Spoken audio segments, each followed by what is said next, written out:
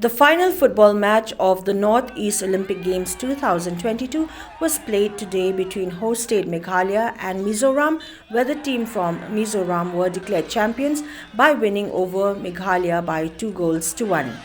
Dignitaries present at the event held at the MFA Turf Polo Ground, Shillong included Chief Minister of Meghalaya Conrad K. Sangma, Minister of Sports and Youth Affairs Department Bantedor Lingdo, Chief Secretary, Government of Meghalaya D.P. Walang, Deputy Commissioner of East Khasi Hills Isawanda Lalu, the DGP of Meghalaya L.R. Bishnoi, the MLA from Mauplang Eugene Sen Lingdo Mauplang, members of the Meghalaya Football Association besides others. At the award ceremony held later, Kesha Melody Chanu of Manipur was declared the best goalkeeper of the tournament in the under-17 women's category, while Longtongbam Sheila Devi was awarded the Golden Boot trophy.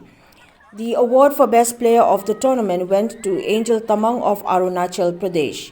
In the same category, the Manipur football team were declared champions of the tournament. The team from Arunachal Pradesh was declared runners-up and were awarded a silver medal, while Mizoram was declared bronze medal winners of the tournament.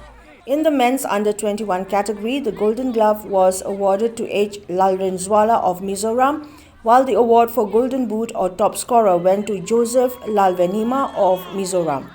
The most valuable player of the tournament was awarded to Figo Sindai of Meghalaya. While the team from Mizoram bagged the Champions Trophy, the Meghalaya team was awarded the silver medal.